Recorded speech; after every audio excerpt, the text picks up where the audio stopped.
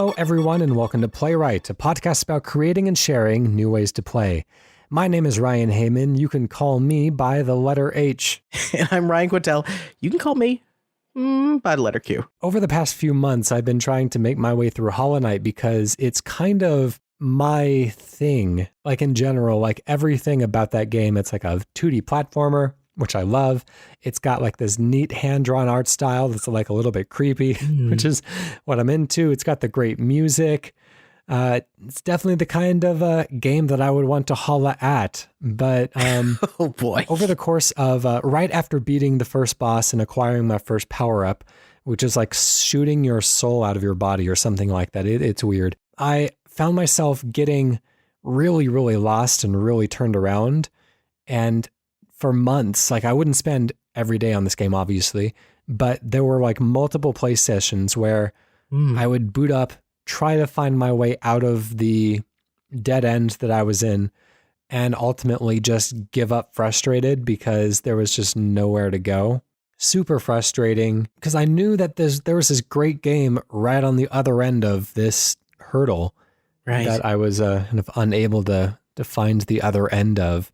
But, you know, it was locked off from me. So I put a plea out on social media to give me some pointers in the right direction. Just kind of tell me where to go next. I'll figure out the rest of the game. Luckily, a couple of people were able to help me with the very vague clues that I gave as to like where I was in the game. Because that's the hard thing as well. Everyone's like, oh, just check a game FAQ. Like, great. Yeah, if I want to like read the text descriptions of these unnamed screens. Right. That I, you know...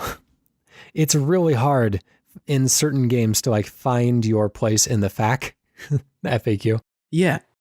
And then watching videos as well, like they don't do just like straight walkthroughs anymore. It's more like blind playthrough let's plays, and there's like teenagers yelling over them, and it, you know, they could be as lost as I am, and I won't know until I'm sat there for 20 minutes wasting my time. So it's just no good option, but you know, my followers really came through for me. It was a massive help. Big thank you to everyone who helped me get through that. And I'm on to greener pastures, actually literally in this case, on the other side now. That's so interesting to hear because like I had Hollow Knight downloaded on the Switch and I kept having this moment where I was like, should I try it? Should I try it? And then I saw you get stuck. And I was like, if Ryan doesn't have a taste for this, if H does not have a taste for this, I don't know if Q is going to be able to make it. But yeah, so that's good to hear. The frustrating thing about it is that, I mean, you could argue that the thing that I was having problems with was poor game design because there should be some, like, people shouldn't get as lost as I was. And I mean, the overworld is pretty big and just difficult enough to traverse. I had the same problem with the original Legend of Zelda. It was just difficult enough to traverse to where it's kind of a pain to get to the other side of the map to go somewhere and try a different route. Yeah. And so if 3 or 4 routes don't end up leading anywhere, it's kind of like, I wasted so much time. But I mean, ultimately, the game is good when you're playing it. It's just really frustrating when you can't continue playing it, which I guess ultimately is a compliment. Right. Yeah. So I just started this afternoon and I played up into the first boss that you were talking about. Mm-hmm. But I was kind of playing at work and I wasn't doing a lot of good. Like, I feel like the rest of that game I want to play like, yeah, I know. Lucky me. It's not the right atmosphere, I feel like, to play the game. I feel like I should probably play it like lights down. When you're not being paid to be doing something else. Well, it was during lunch. I was okay. But yeah, so I feel like it demands a certain atmosphere with I really like when you're buried underground, like The Bride and Kill Bill Part 2. Yes, right. And it's just you're trying to wiggle your toe. Yeah. And get it to manipulate a switch. I haven't gotten to the part where like my mind has been totally blown yet, but the first boss, like it was okay. And then I got to the first boss and I feel like I upgraded it to like, oh, this is cool. This is really interesting and kind of hard a little bit, but so far it's not like too out of reach hard for me. And, you know, hopefully if I'm tested in that way, you were, that I won't falter, because I really have no taste for getting lost in games. You know how in real life, if you ever drive and get lost, somebody, like, you might look at a map and be like, oh, I am really lost. You know, there's like a quantifiable amount of lost you are. It sounds like that is a little bit what you experienced. You weren't just lost, you were really lost. Yeah, and really not knowing the way to go next as well. I will say that the first boss I thought was okay, but the second boss is a very, very good fight. Like, I think that you'll really enjoy that one. Checkpointing and the death retrieval system is, not unfair, but it's a little bit more punishing than I would like, just a tiny little bit. But overall, I am enjoying it now that I'm on the other end of the hurdle. So I'm not going to deliver a final verdict until I beat the game, if that happens. Yeah, until 6 months from now on Cane and Rinse Butt Notes. Right. It's an interesting game. I'm super into the music, if nothing else. Yeah, that's really cool. I did find myself in a challenge room type of area today, like a very, very dark building, and I don't want to spoil anything, but I was making my way through this dark building, and there's spikes everywhere. And I thought, oh, this is a really cool challenge. You kind of have to like memorize the path through this building and know where not to jump and know where to, fling yourself next to try to make it through without falling and without cool. Hitting your head on spikes and stuff like that, because it was very dark. You could only see the area immediately around you. And I got pretty far in the building, and I just, I just decided to like kind of look online and see if anyone else had talked about this particular building. The first thing I read was that like somebody else was asking about it, and the response was, oh, you can go buy a lantern somewhere else. Like, what? Come on, this was an interesting challenge. Like, that's almost something worth making a playwright game around, is a maze you can't fully see. But I guess you just need to buy a lantern. Yeah, I was going to say, stay tuned in the next couple of weeks, because I actually am working on a pitch that is something like that. Oh, there you go. All right. Well, teasing that's a good transition into our video games today. So this week, I'm going to be delivering my pitch first. And what I have is, this is something that you're going to have to type into YouTube to get a sense for what I'm talking about. Maybe not. Actually, you know what? This is a pretty easy description. There is a touch point game here, but I think that it's going to be okay. There was a game that came out recently on the Nintendo Switch that I noticed called the Pato Box. I believe that's how it's pronounced. But it's a boxing game, kind of like Punch-Out. It's the same kind of over-the-shoulder type of punching game where you're behind your character and you're punching up into the screen. But what I noticed from the trailer, and I haven't actually played the game, so I don't know how fully it fulfills this concept. I'm thinking not as fully as I would like, but there are moments of like walking around and kind of boxing things as you go. As I did more reading about it, it turns out that it's more of like a rhythm boxing game.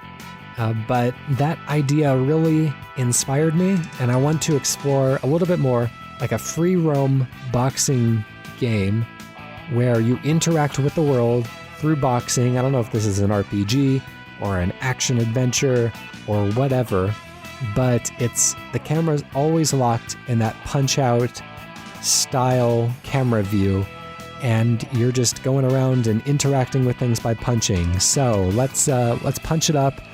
We'll start the clock there. I really like this, and yes, I did put on the trailer just to get a sense of. But yeah, what I think is interesting about that is in these tiny little moments in that trailer, I see the character who looks like they're kind of on like a conveyor belt or something as they're like dodging stuff. And it's interesting that like boxing mechanics would actually work well as almost like platforming / navigating mechanics, right? But they're always set inside that like confined square that is the boxing ring. And it was some of my favorite moments in the game Fight Night. I think specifically Fight Night Round 3 or whatever the Xbox 360 original was. It may have been Round 2, where you like the mini games I thought were just as fun as participating in a boxing match. And that was a lot of like calling out the specific punches, and it became like a Simon Says sort of feel to it. So I'd like, I think it's interesting to sort of explore that space and open it up as to like what you could do as a character with boxing abilities. Yeah, obviously you can solve puzzles by punching buttons and stuff like that. It would be really fun to kind of set these in environments where boxers normally wouldn't be. So, in a Grocery science store. lab. Yeah, right. So all of these different things. I think that there's a lot of directions you can go with this. Yeah, and one of the things that I think, like, especially if there's motion control, and it seems like maybe this game is motion control. Doesn't necessarily have to be. I think that as like a fun reference backwards, I kind of like when these games that evoke old school, like arcade games, kind of stick to the archaic movement patterns as well. Mm-hmm. And also, I think that if it was motion controlled, I'd prefer something like Punch Out on the Wii, where your gestures are being interpreted rather than like one-to-one motion control, because it doesn't feel like a restriction anymore. You're almost stepping into VR or something. If it's one-to-one motion control, it's a little too unrestricted to really, like, I want the character to feel out of place in the environment. And if you had full control of your arms, then you can just theoretically behave like a normal person would. Right. Yeah, that's fair. So we talk of going back to the puzzle solving thing, because in a way, like even original Punch Out is a puzzle solving game of like learning patterns or what have you.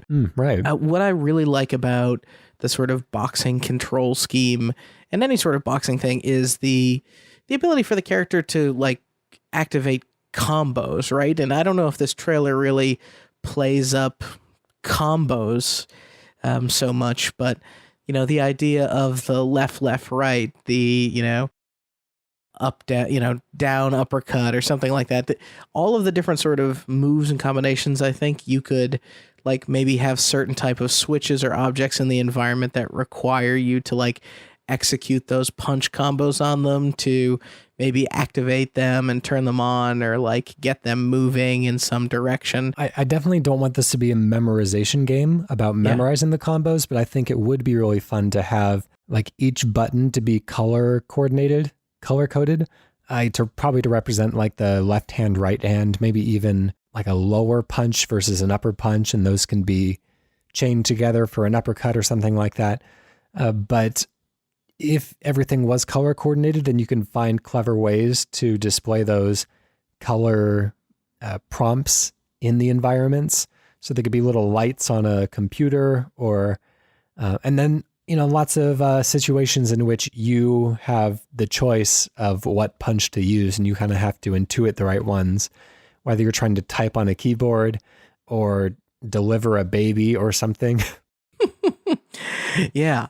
And what I think is a cool thing to sort of add and layer into that is, the sort of dodging and movement mechanics that you have if you are on, I don't know if the baby, delivering a baby thing makes sense, but like there could be some fun stuff you do around dodging and something like that. Yeah. But also like taking the boxing controls and up, like what does a countdown or a count out look like? What does a technical knockout look like?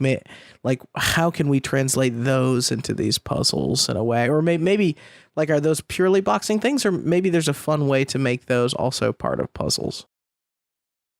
I think one of my favorite things in these types of fictions is when the character is a member of that profession, but then has to deal with the rest of their life. There's a lot of cartoons about superheroes who, are superheroes during the day, and then they come home and they have a hard time taking off the cape when they're around the family or something. So, it would make sense if you had these boxing matches that you would come up against almost like boss fights, but then the rest of the challenges were just you not being able to get out of the boxer mindset, even when it's not appropriate to your surroundings anymore. Yeah. But also like some comedy coming from the world is just kind of used to you behaving in this way, and it doesn't treat it as something weird and something peculiar. Like your house is attuned to your punches in the same way, so you can live a comfortable life. in the same way that other people would be able to, just using their... It's kind of like accessibility for a boxer. Right. And I like the idea of like, you're not making enough money boxing, so you're constantly trying to hold down a second job. And that's a good idea. You can even go between jobs. Yeah, exactly. So like, boy or a court stenographer. Yeah, and I was thinking like a fun one would be even just a traffic cop of like the different punches like are telling cars which ways to go. Yeah, it's a good one. You know, this could be like an open world type thing, and you just have to go out into the world and try to find a job each day, some way to make money. And maybe that's doing favors for people, kind of like an Animal Crossing type thing, or maybe it's getting out there and doing a job, and like the jobs that are available would cycle each day. I like the idea of you running out of stamina and having to do one of those like boxing hugs to people to kind of like regain your energy. Is that what they're doing? They're just hugging? That's just a hug, yeah. I mean, they're like, listen, we punched support. each other a bunch, so we got to even things out. That's right. Got to put some good vibes back out in the world. Man. So, but I mean, this is like, what's great about the boxer with the lousy side job is it's very Rocky Balboa, right? This could very easily translate into any one of those sort of stories. Of course, I'm also kind of taking a bit of inspiration from Octodad Dadliest Catch, which is one of my favorite games still. Just putting somebody who's unsuited for these different tasks in those situations, and just letting the unsuitability of the control scheme kind of create the comedy. It has shades of What Remains of Edith Finch in terms of like the cannery level, and like you're doing one thing, but then in your mind it's becoming this other thing, right? Yeah. Like, so whether or not you're playing with some of these things inside the boxer's imagination, or you could go like back and forth between that and reality, but like, yeah, him trying to like stock a grocery store shelves with his punches, you know, and one wrong punch sends like a bunch of stuff flying off the shelf. Especially if these things, like if you format it less like an adventure game and more like almost a WarioWare, like a WarioWare, but everything's punches.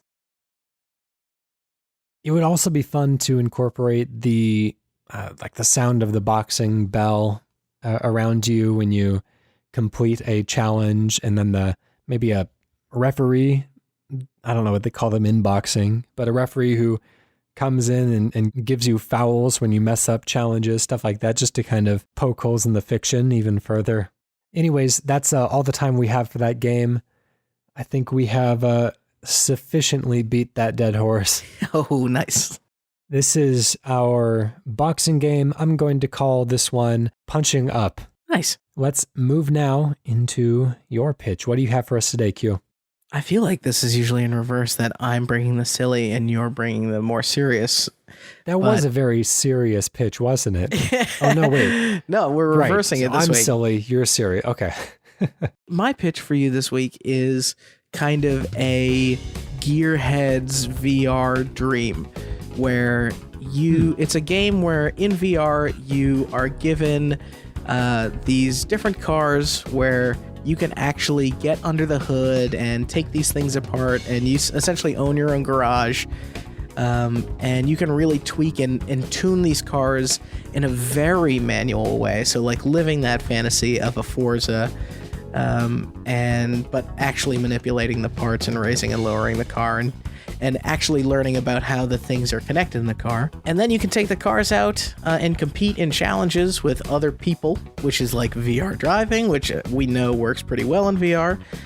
And then winning challenges or taking place and at least taking part gives you money to buy new equipment, trick out your garage, and get new upgrades and parts to test out. Some of the like live game as a service spin I want to put on this is every week or month or whatever season, there's a new set of cars that come in from the community. The community's all sharing the exact same set of cars. It's just how you customize them is up to you. And you can give people not only awards for winning challenges, but for using an unexpected car to participate or even do well in a challenge. Like can you turn a great drag racing car into an off-road car? Can you make a really bad sedan turn into a drift machine? That sort of stuff.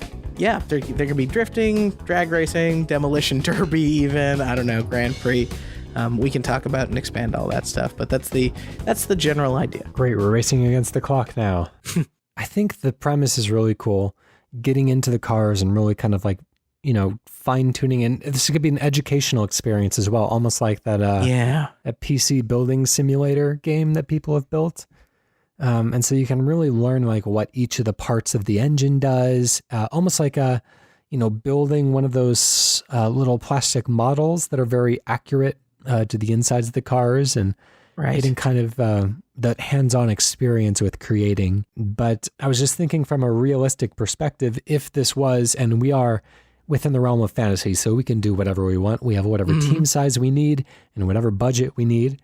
But if this was a budget-constrained game produced on an indie budget, I think it would be almost just enough fun to just be like a pit crew worker, to be able to, fix the car, to get it out there, to tune it up before a race or something, and not have to necessarily drive it yourself, just kind of see it go around the track, because I don't know how often the people who are doing the mechanical work are the same people who are driving it. But if you want to like a full Need for Speed Underground experience of tuning your car and then getting out there behind the wheel and really feeling the difference, I totally get the appeal of that as well. Yeah, no, actually, I think you're spot on. Like, this obviously, based on the order of me listing things here, started off as almost a like football manager of cars, where you're just kind of doing the nerd work, if you will. And I thought to myself, well, it'd at least be cool if I could just get behind the wheel and like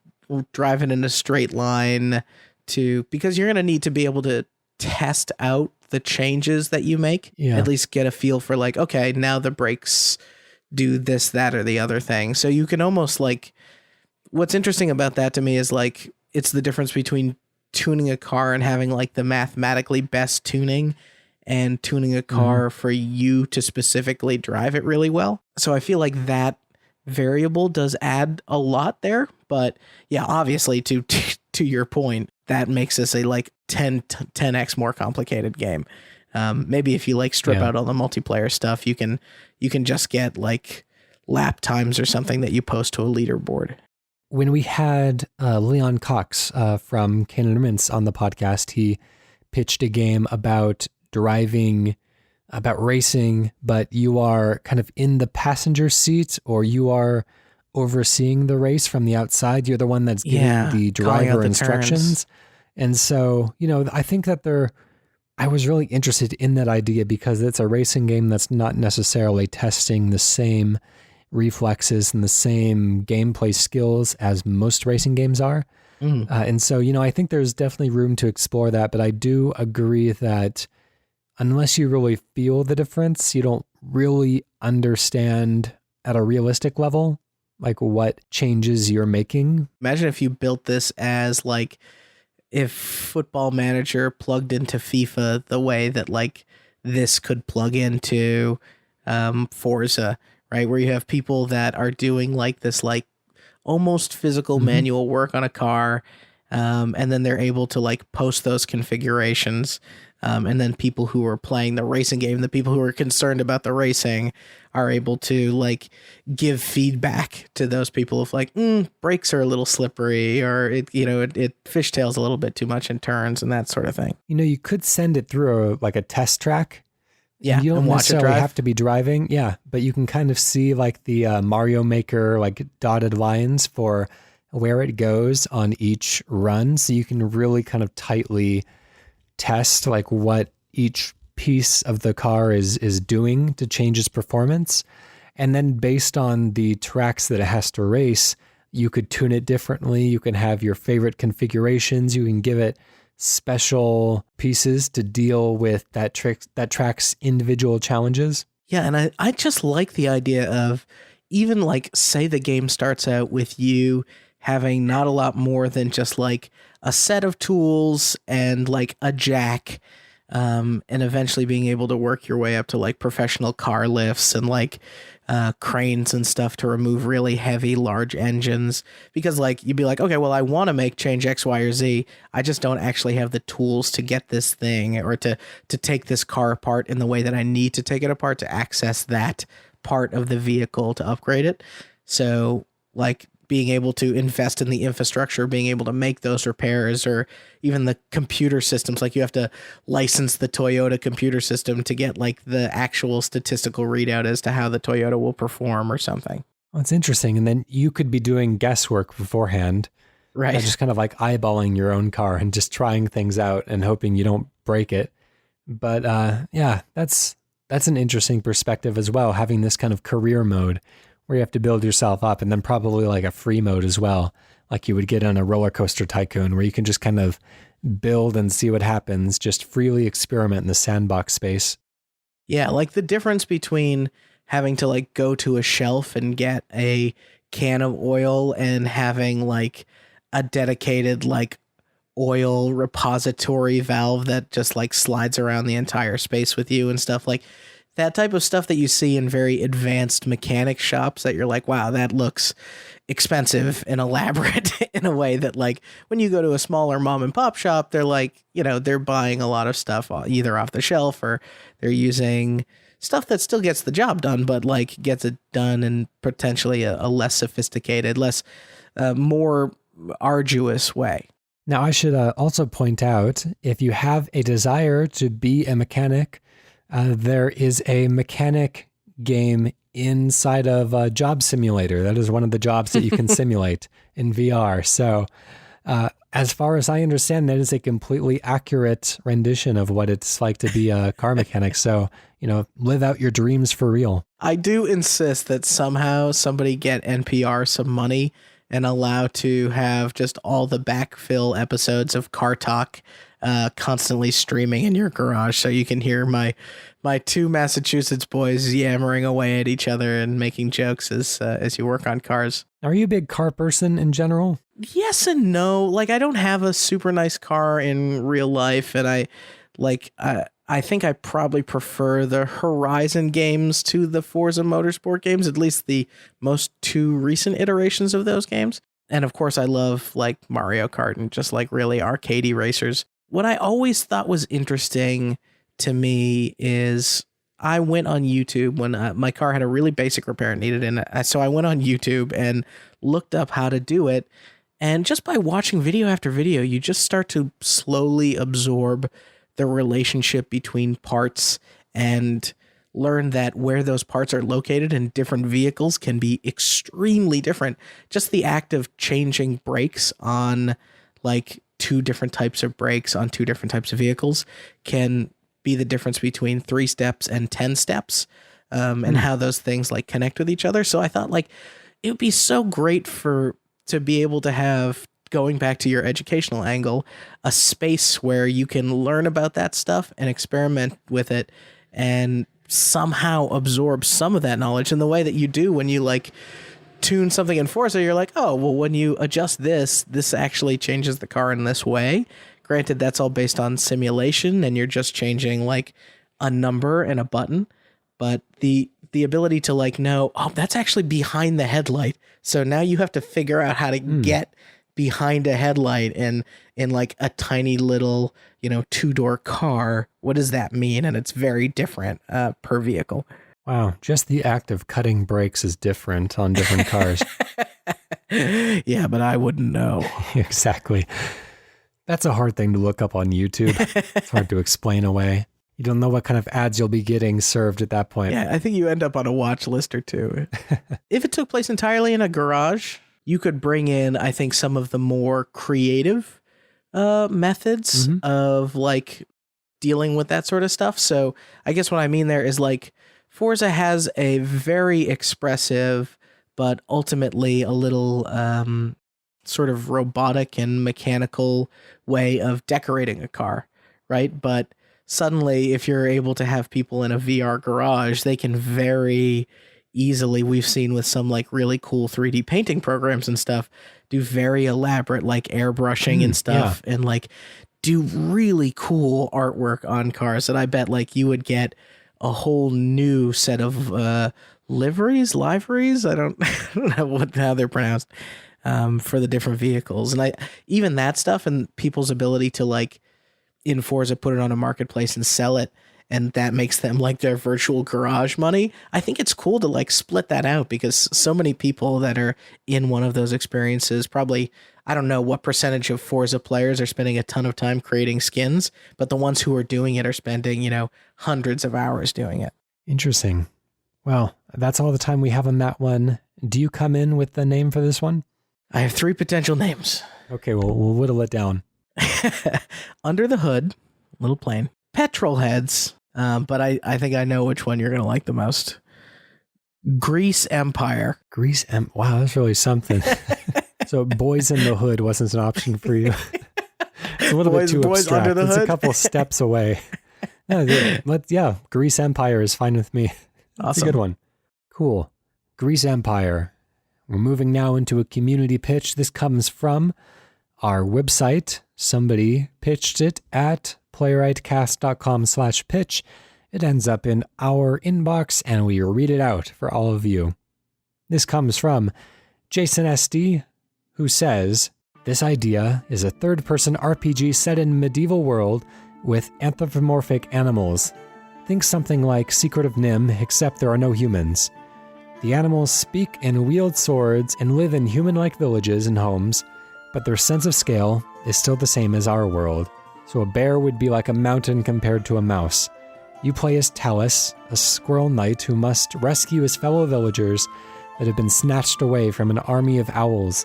To locate their fortress, you must fight enemies and gather information from other animals as you travel through thick forests, swamps, caves, and open fields. How you move through the world and how you fight depends on what environment you're in. In the trees, Talus is an acrobat. You can bounce from limb to limb, climb upside down, and jump over enemies and strike from behind. However, in open areas where Talus has to travel on the ground, you move more stealthily. Not only are the looming giant like foxes and wolves that could outrun you, but even combat against animals your own size could be more difficult without branches to leap off of. But of course, most of the villages and resources are found on the ground, luring you away from the trees. I like how open fields in particular would become a horrifying environment. There could be scenarios in the game where you see your destination from the trees, but to reach it, you have to descend and cross a vast open grassland. And with every step you take away from the forest, the more frightening every nearby twig snap becomes.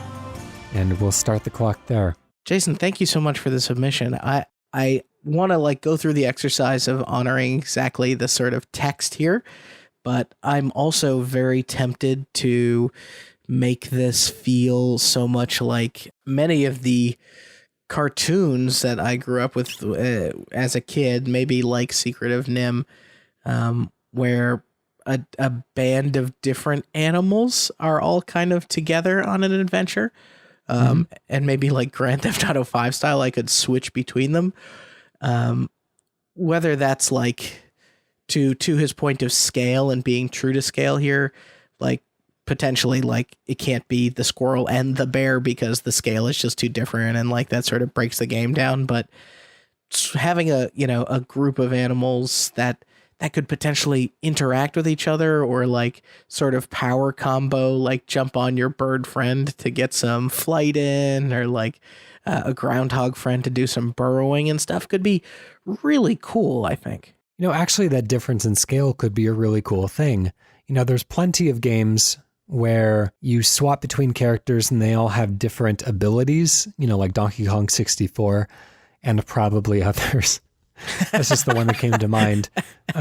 But to have something so fundamentally different about them, where you're changing abilities, but you also change the scale that the Earth, almost like a Katamari Damacy or like Everything, that Double Fine produced game. It's like when you change scales, like it feels dramatically different, and you get a different perspective on the environment. There's things that you can do and things that you can't. And having to solve puzzles kind of with both scales in mind, like the best puzzles in The Legend of Zelda, the Minish Cap played with scale, and stuff like that. I think that could be really cool as well. And then, of course, the bigger animals you can kind of use as almost a fast travel system. They aren't invulnerable to being attacked by other animals, but they're a little bit safer. They can cover more ground in less amount of time because they have longer legs. I think it's an elegant system. Yeah, especially if you like going back to, I think maybe one of my first pitches on our show, where like, okay, down on the ground you can be attacked by birds, but then you can swap to the bird.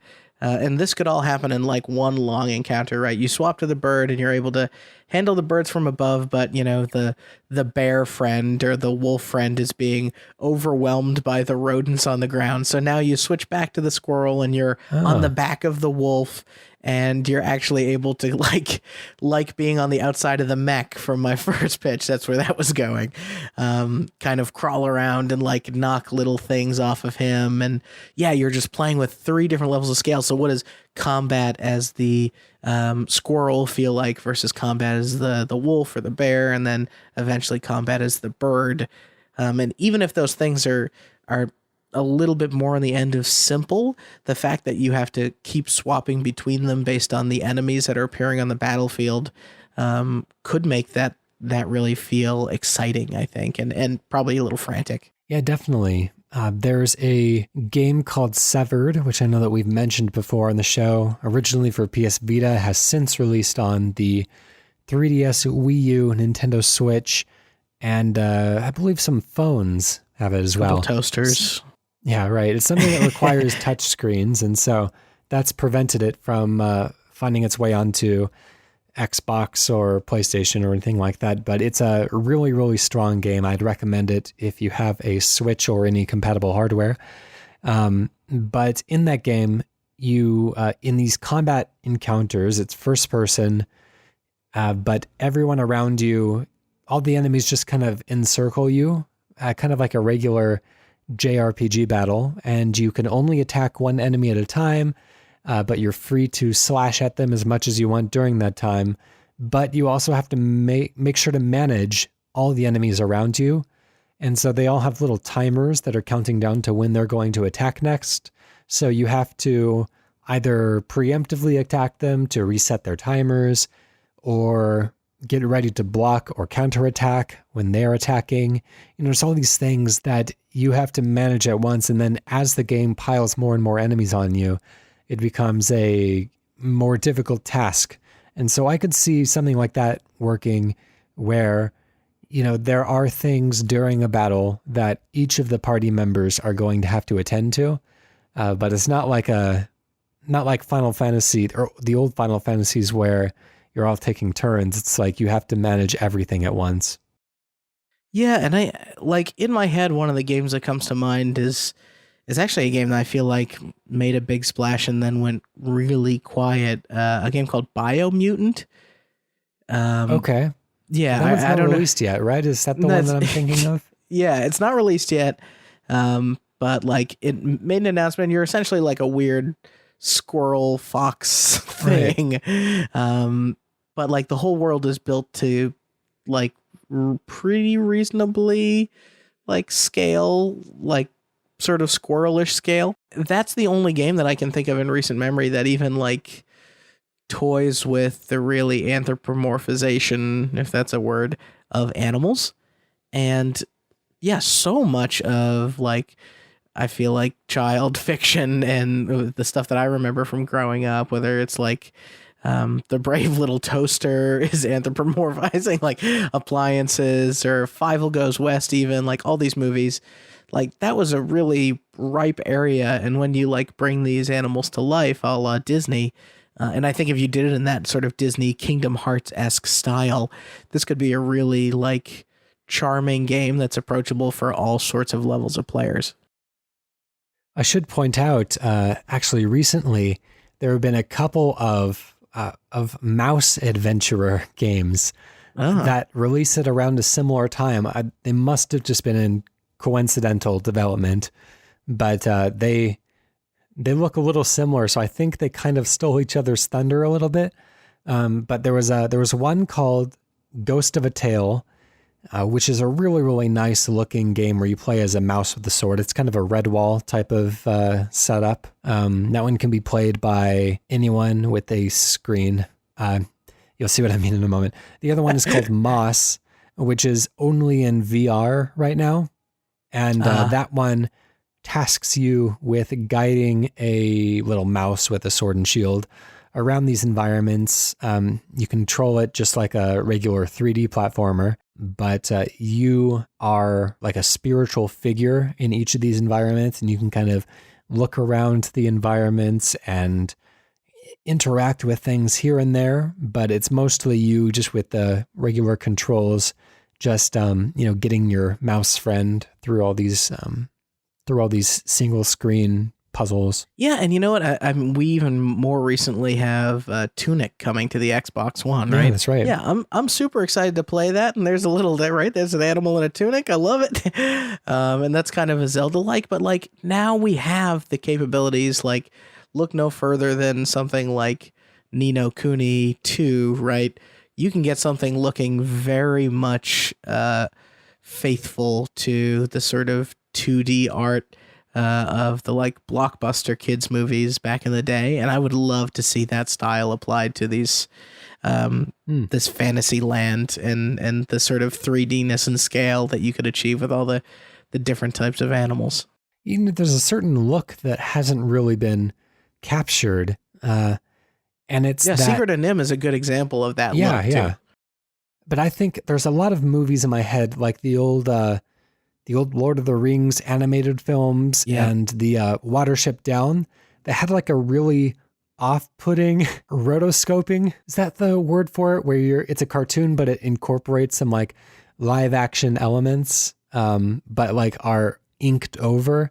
And so it just looks kind of upsetting and wrong. I don't care for the style myself, but I think it would be actually really well suited to a game like this. It would feel kind of like the old VHS that you dug up in the back of a Blockbuster and you don't really like that it's the only thing that you have, and so you grow this attachment to it. Yeah, it's in your like summer home or something like that. But you don't actually own the VHS. Like you would never watch it if you weren't on vacation or something. Yeah, but there's a certain like a mystery to it. There's a certain there's a dirtiness. Like a power I feel to like it. Yeah, exactly. It's kind of naughty. yeah. There's like this is only for here, and I think some of it comes from just breaking down that aesthetic for a moment. Is a lot of it was pre-painted like watercolor backgrounds, and then like clean animation put on that. But because of compositing techniques and a lot of these things haven't been remastered, like the watercolor always kind of ends up looking very aged and kind of muddy. And so, yeah, the characters don't fully like belong in the space. But at the same time, it can be, right. To your point, it's a look that no one has really done, like maybe since Dragon Quest, the arcade game, like that felt like it a little bit. Anyways, that's all the time we have there. Let's draw this one to a close and come up with a name for it. Jason does not provide one, but we are more than up to the task. I want to get something maybe about like wild, or like something that like evokes the sense of like open space and animals. Almost like a Breath of the Wild. Natural selection is good, but it's pithy, but it's like too pithy for the style of game that this is. Yeah. Like you would need something that's more like, The Legend of Canterbury, rather than like something that's supposed to be kind of like witty it should and clever. Feel, exactly. It should feel like old in its title even. Yeah. What if you did The Legend of the Wild? Legend of the Wild? That's gotta be a thing already, right? We just slice all the words out of the middle of that Zelda game. We can just call this The Legend of Awakening DX and be good to go. Hey, The Legend of the Wild is fine with me. The Legend of the Wild Four Swords Adventure. All right, well, and it's The Legend of the Wild. That is coming from Jason Estey. Thank you very much for that. That was submitted to our website again. That is playwrightcast.com/pitch.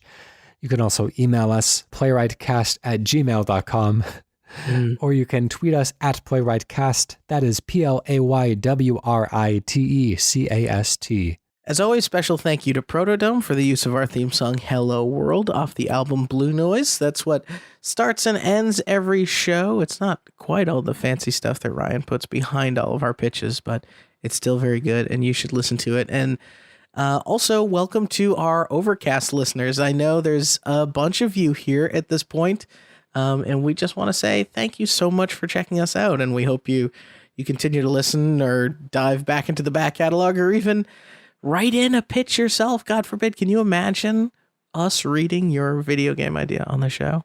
I mean, I personally can't imagine it, but I will do my best.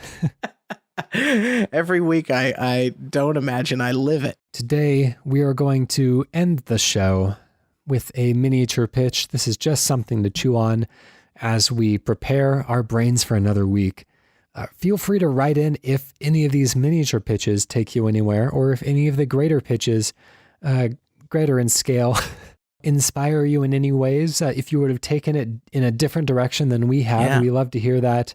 We don't mean to be the final word on all of this. Everything goes back out to the community to do with it what they please. So what I'm going to pitch is, get using a yo-yo working on a standard game controller somehow. And that's that. All right. I love it. All right. We'll see you next week. Bye.